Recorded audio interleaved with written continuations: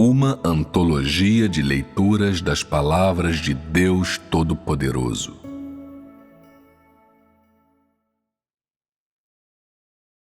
Interpretações dos mistérios das palavras de Deus para todo o universo. Capítulo 8.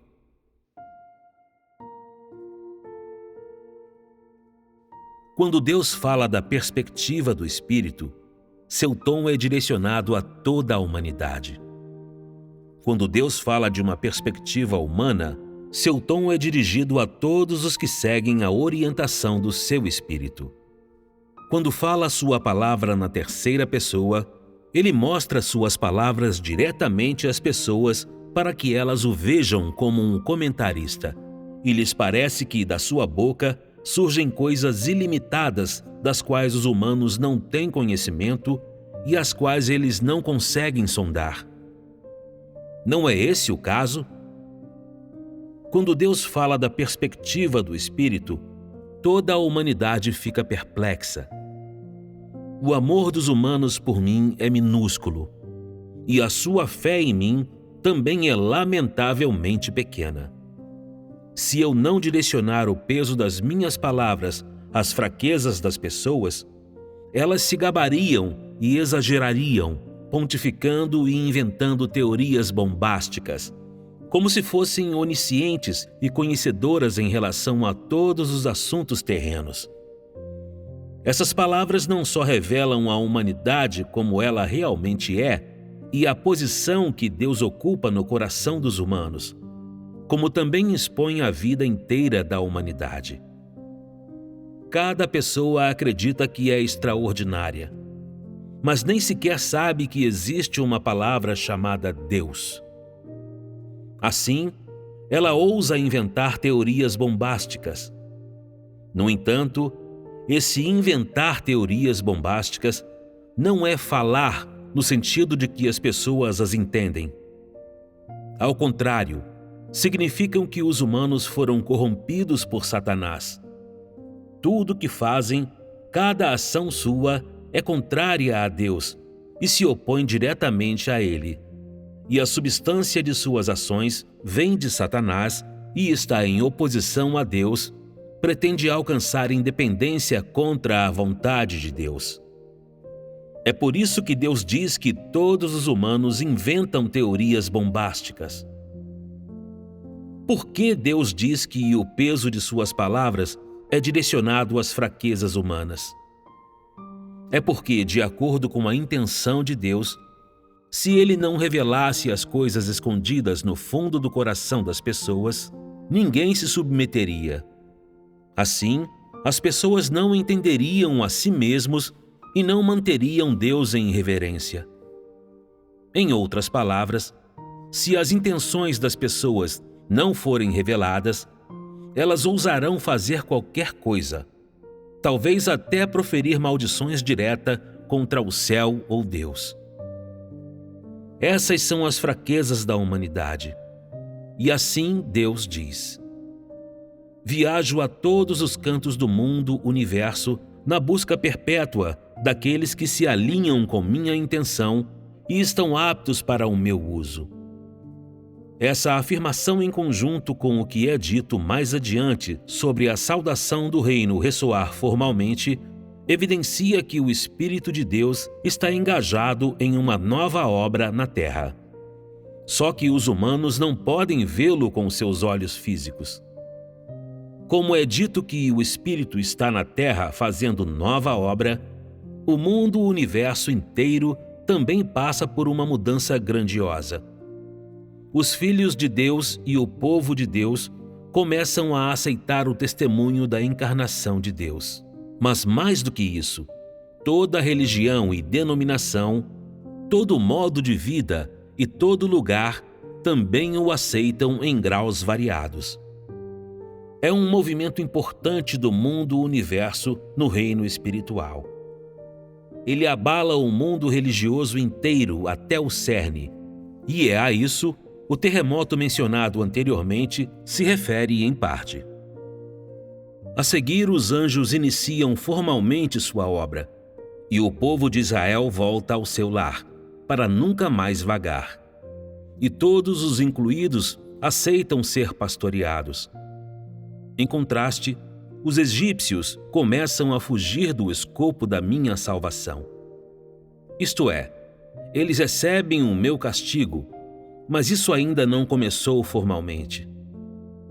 Então, quando o mundo passa simultaneamente por essas diversas grandes mudanças, é também quando a saudação do reino ressoa formalmente.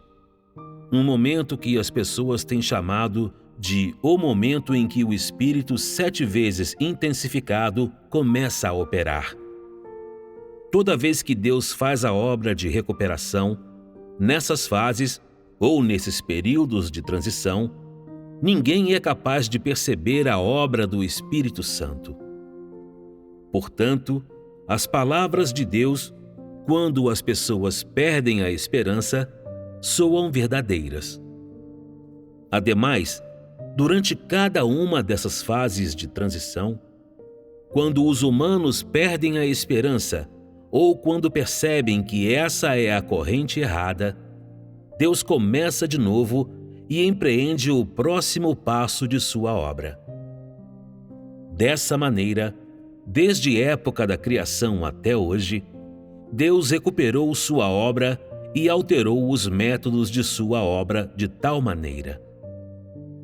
Embora a maioria das pessoas, em graus variados, possam compreender algum aspecto dessa obra, no fim, elas são, mesmo assim, levadas por uma torrente de água porque a estatura delas é muito baixa. Elas são incapazes de compreender os passos da obra de Deus e, por isso, são eliminadas. No entanto, isso é também como Deus purifica as pessoas, e esse é o julgamento de Deus das noções ultrapassadas da humanidade. Quanto mais fundamento as pessoas têm, maiores são suas noções religiosas sobre Deus, que elas têm dificuldades de colocar de lado. Elas sempre se apegam a coisas antigas e é difícil aceitarem uma nova luz. Por outro lado, para alguém ficar de pé, é preciso ter algum fundamento para se apoiar. Mas a maioria das pessoas ainda tem dificuldades de abandonar suas noções. Isso é verdadeiro, sobretudo, para tais noções em relação ao Deus encarnado de hoje. Um ponto que é claro de ver. Nas palavras de hoje, Deus fala muito de visões, e não há necessidade de explicar. Deus fala primariamente sobre como a construção da igreja estabelece o fundamento para a construção do reino. Mais especificamente, enquanto a igreja estava sendo construída, o objetivo principal era convencer as pessoas no coração e na palavra, embora não tenham conhecido o Deus encarnado com os próprios olhos. Embora tivessem cultivado fé no coração, elas não conheciam o Deus encarnado porque, naquele estágio, ele era indistinguível de uma pessoa. Na era do reino, todos devem mostrar convicção em seu coração, na sua fala e em seus olhos. Isso basta para mostrar que, para que todos demonstrem convicção no coração, na fala e nos olhos, eles devem ter permissão para conhecer o Deus que vive na carne com seus olhos físicos, não sob coação nem com mera crença casual, mas com conhecimento que vem da convicção em seu coração e boca. Portanto, nesse estágio de construção, não há briga nem morte. Em vez disso, as pessoas serão levadas ao esclarecimento por meio das palavras de Deus. E por meio disso, elas poderão buscar e explorar, para que possam vir de modo subconsciente a conhecer o Deus encarnado. Portanto, para Deus, esse estágio da obra é bem mais fácil, pois permite que a natureza siga seu curso e não vá contra a humanidade. No fim, levará os humanos naturalmente ao conhecimento de Deus. Então não se preocupe nem fique ansioso.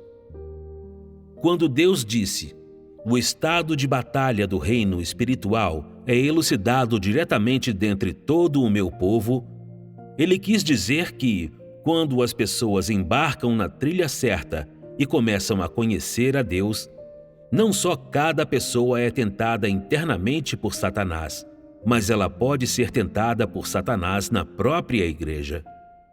No entanto, essa é a senda que todos devem seguir. Então ninguém precisa ficar alarmado. A tentação de Satanás pode vir de várias formas. Alguém pode negligenciar ou abandonar o que Deus diz e pode dizer coisas negativas para refrear a positividade de outras pessoas. No entanto, tal pessoa geralmente não atrairá outros para o seu lado. É difícil discernir isso. A razão principal é esta: tal pessoa ainda pode ser proativa ao participar de reuniões, mas é confusa em relação a visões. Se a igreja não se proteger contra ela, então a igreja inteira poderia ser influenciada por sua negatividade a responder tepidamente a Deus, e dessa forma não prestar atenção nas palavras de Deus. E isso significaria cair direto na tentação de Satanás. Tal pessoa pode não se rebelar contra Deus diretamente, mas por não poder compreender as palavras de Deus e por não conhecer a Deus, ela pode até chegar a reclamar ou ter um coração cheio de ressentimento. Ela pode dizer que Deus a abandonou e que, por isso, é incapaz de receber esclarecimento e iluminação. Ela pode querer partir, mas está um pouco temerosa. E ela poderia dizer que a obra de Deus não vem de Deus, mas é a obra de espíritos malignos. Por que Deus menciona Pedro com tanta frequência? E por que ele diz que Jó nem chegou perto de se equiparar a ele? Dizer isso não só faz com que as pessoas prestem atenção aos feitos de Pedro, como também faz com que deixem de lado todos os exemplos que têm no coração, pois nem o exemplo de Jó, que tinha a maior fé, bastará. Só dessa maneira pode-se alcançar um resultado melhor, em que as pessoas são capazes de deixar tudo de lado num esforço de imitar Pedro e, ao fazê-lo, avançar um passo em seu conhecimento de Deus.